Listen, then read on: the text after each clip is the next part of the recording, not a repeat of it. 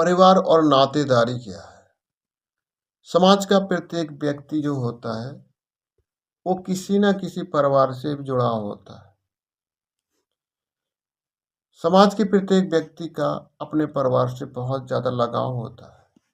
कभी-कभी हम अपने माता-पिता को, दादा-दादी को, नाना-नानी को, सहोदर भाई-बहनों को, चाचा-चाची, मामा-मामी, चचेरे-ममेरे भाइयों-बहन से बहुत प्रेम करते हैं।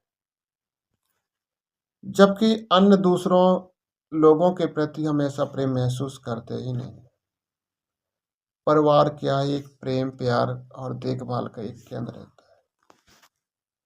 दूसरे ओर कटु संघर्षों, अन्याय और हिंसा का भी केंद्र हो जाता है, क्योंकि हम अपने परिवार से बहुत प्रेम करते हैं और कभी-कभी इस परिवार में ऐसी व्यवस्था हो जाती है कि अन्याय और हिंसा का केंद्र भी परिवार ही बन जाता है।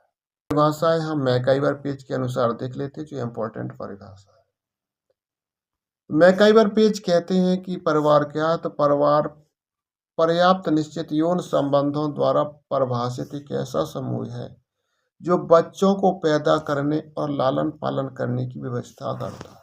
तो मैकाइवर पेज जी कहते हैं कि जो परिवार होता है उसमें यौन जरूरतें भी पूरी होती हैं, बच्चे पैदा भी होते हैं और उनका लालन पालन पोषण और उनकी एक व्यवस्था होती है।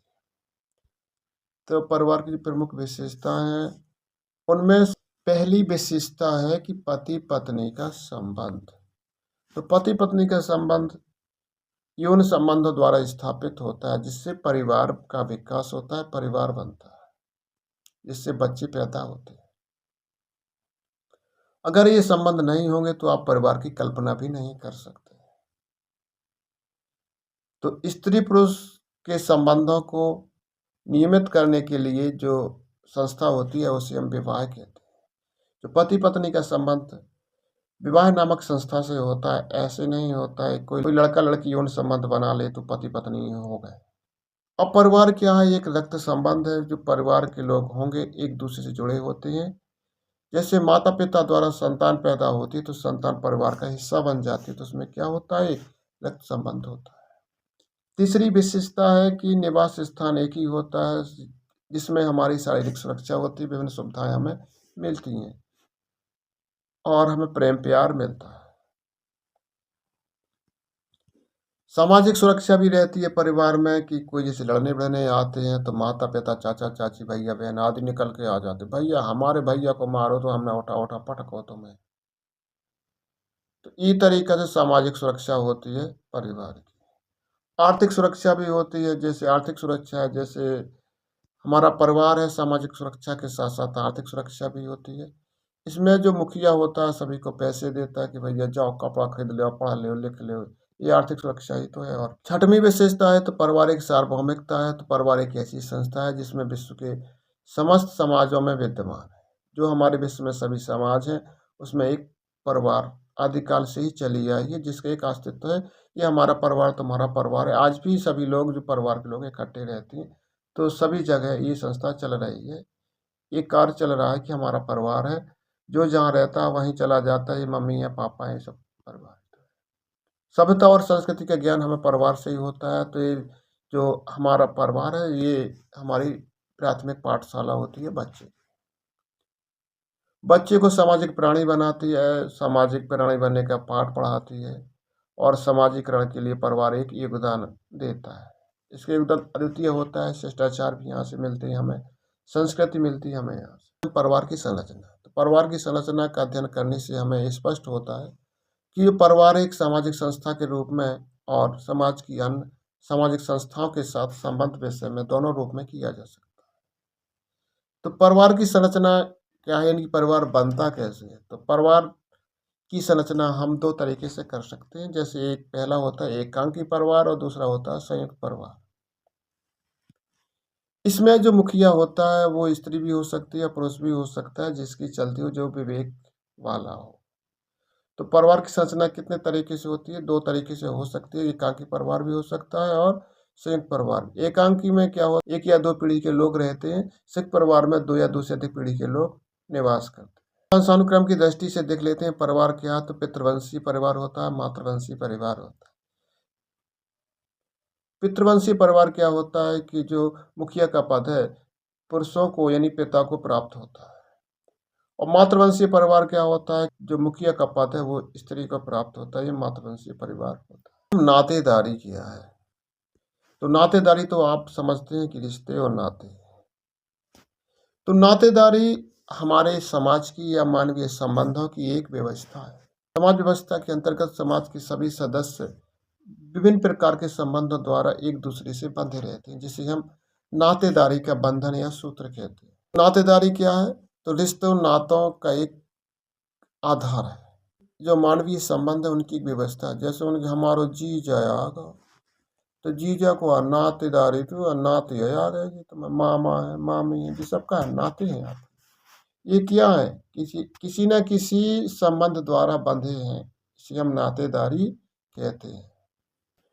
जैसे हम विवाह के माध्यम से भी हम नातेदारी का संबंध जोड़ देते हैं। ये विवाह कर लिया तो कौन के लाला जी हो गए, कौन की जीजा जी हो गए, कौन को फूफा जी हो गए, चाचा चाची पता पत्नी ये सब कहाँ हो गए, ये सब ऐसी तो हो गए, नातेदारी आई तो।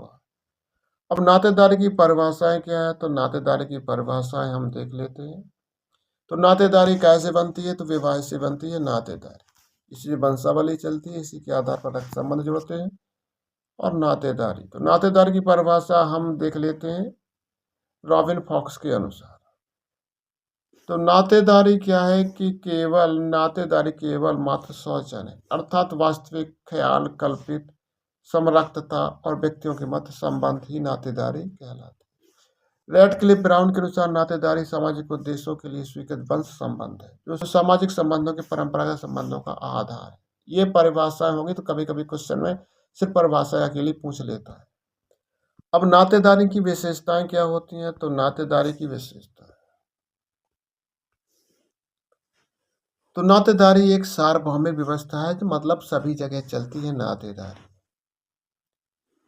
दूसरी है कि नातेदारी में विशिष्टता पाई जाती है और भिन्न भिन्न रूप हो सकते हैं नातेदारी, जैसे जीजा है, फूफा है, ये सब क्या है, मामा है, मामी है, ये अलग अलग रूप है नातेदारी।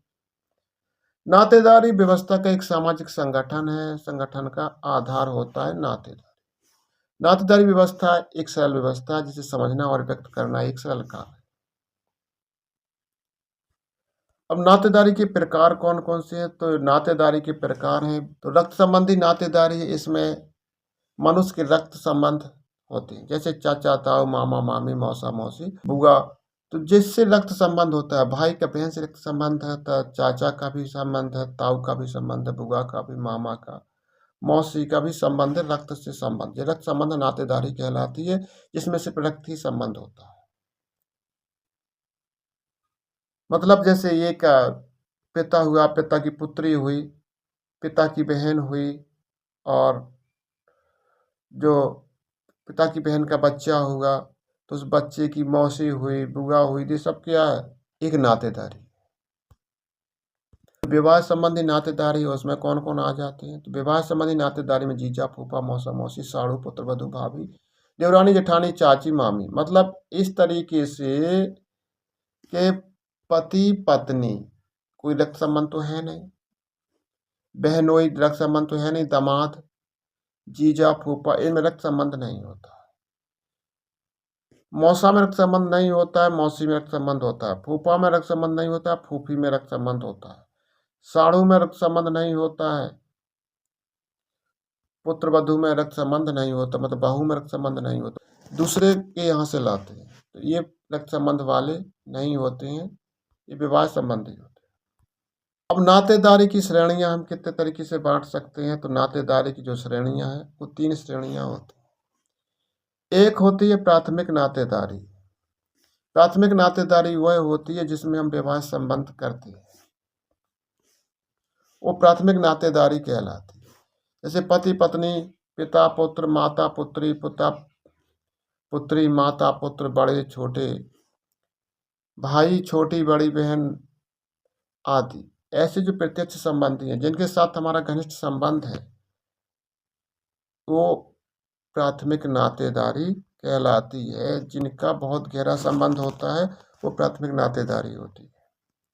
द्वितीयक नातेदारी, द्वितीयक नातेदारी में प्राथमिक नातेदारों के प्राथमिक संबंधी इस श्रेणी में सम्मिलित होते हैं।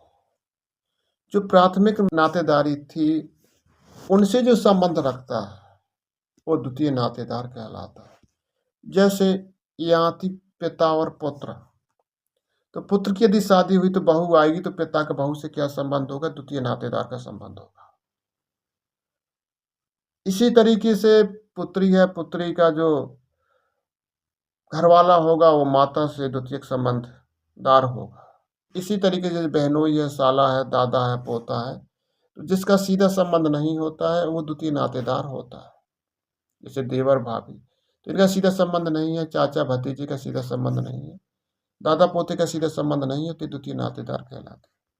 तृतीयक नातेदार क्या है? तृतीयक नातेदार वो जो तीसरी पीढ़ी तक जो रिश्ते चलते हैं वो तृतीयक नातेदार कहलाते हैं। जैसे साले की पत्नी, लड़के की शादी किसी लड़की से होती है तो लड़की द्वितीयक नातेदार हो गई। द्वितीयक नातेदार का जो वो साला है, साले की जो पत्नी है वो तृतीयक नातेदारी हो गई। इस तरीके से साले का लड़का, परदादा आदि तृतीयक नातेदार कहलाते हैं। तो इस तरीके से ये नातेदार की श्रेणियाँ हो गई।